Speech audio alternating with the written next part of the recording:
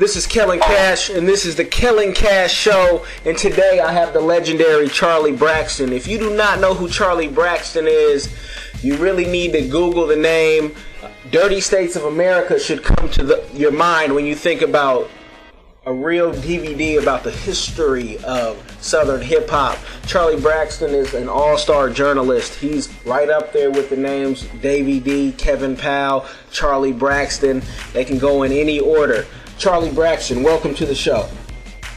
Welcome. Thank you. I'm glad to be here. I thank you for that wonderful warm introduction. And these conversations, they're going to happen. You know, Charlie and I, we talk, and I just want to put some of this good wisdom that he has, because he teaches me a lot, but he teaches a lot of people in the music industry, in the southern area and all around. I mean, even internationally. Charlie's interviewed everyone from Notorious Big, Andre 3000, to his main man, Donnie Cross. So today we're going to talk about record deals and the difference between an independent deal and a major deal. And Charlie, could you please school the people and give them your knowledge in the difference, the comparisons, similarities? Okay, well, first of all, let's break down the major record deals first.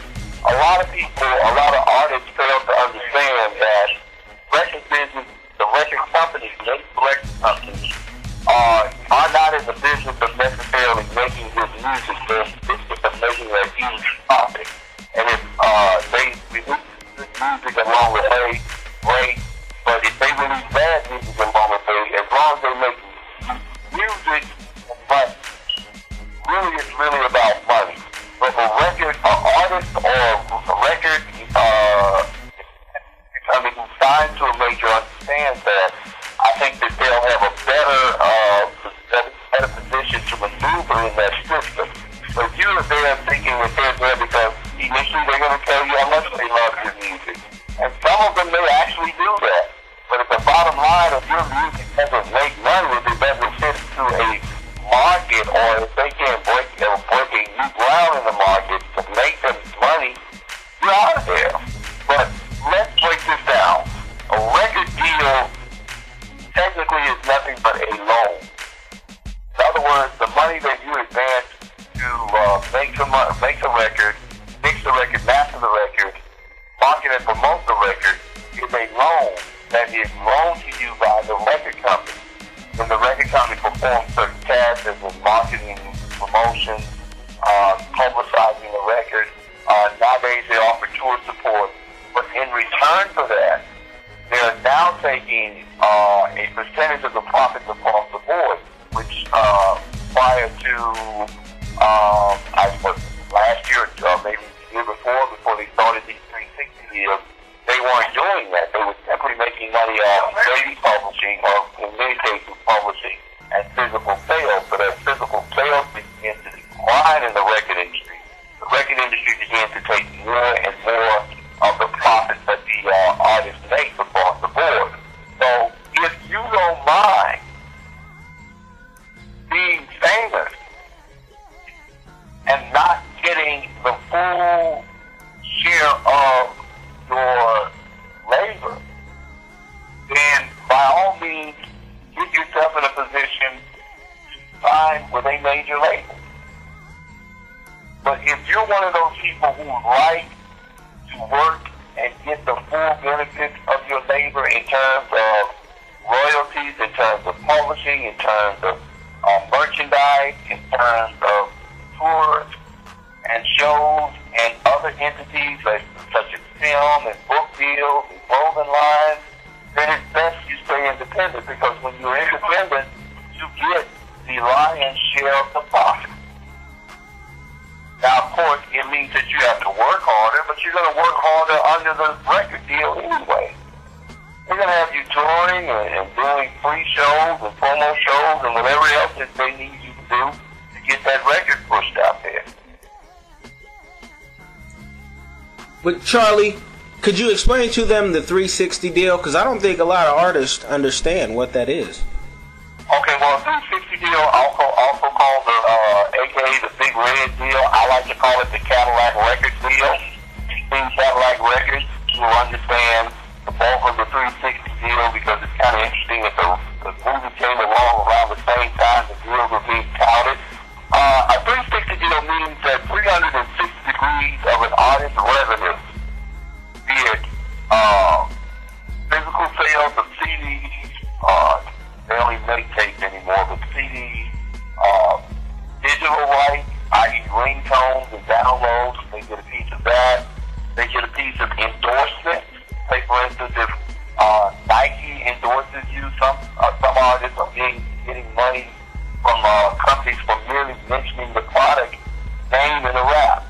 You know, I know at one point in time a particular liquor, I'm not going to name that liquor, but if you listen to rap records enough, you'll know what liquor I'm talking about, was giving rappers a certain amount of money every time they drop the liquor's name in a song.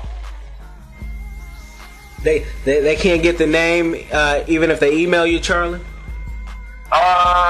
Man, you can figure it out. If you listen to rap records, you listen to the number of times this particular record. This was about 3 or 4 years ago, maybe 5 years ago.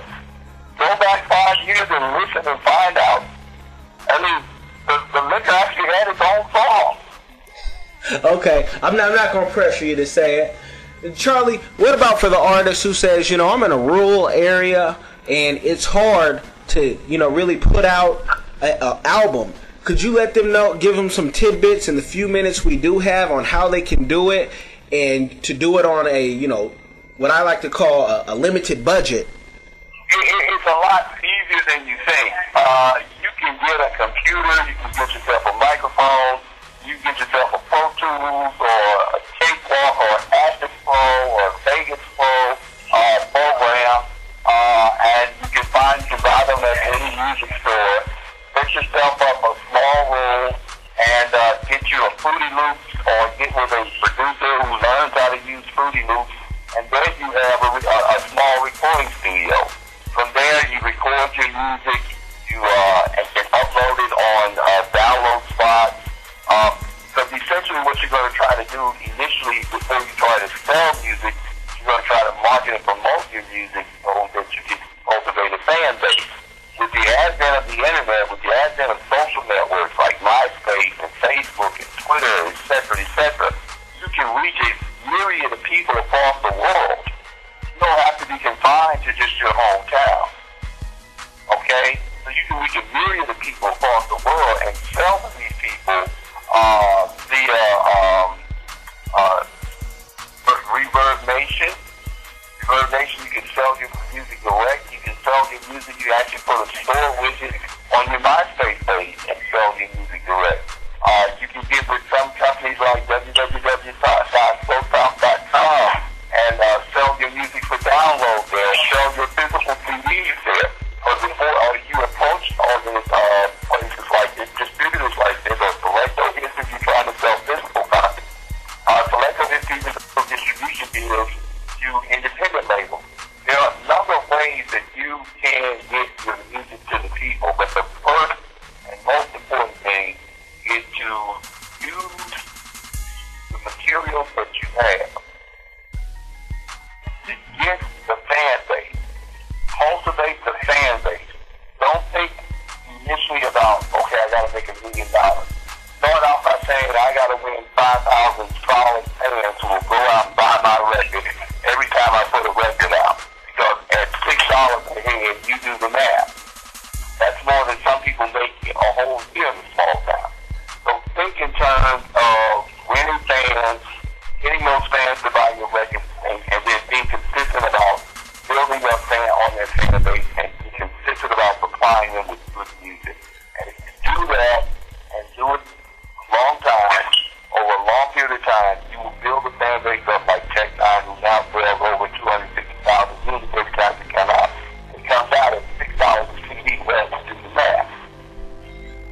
Okay, so Charlie, you also do consulting. You have a record label now with the 22nd. I have a record label called Ambassador's Way Entertainment, and my artist is Donnie Cross. Those of you who don't know Donnie Cross can go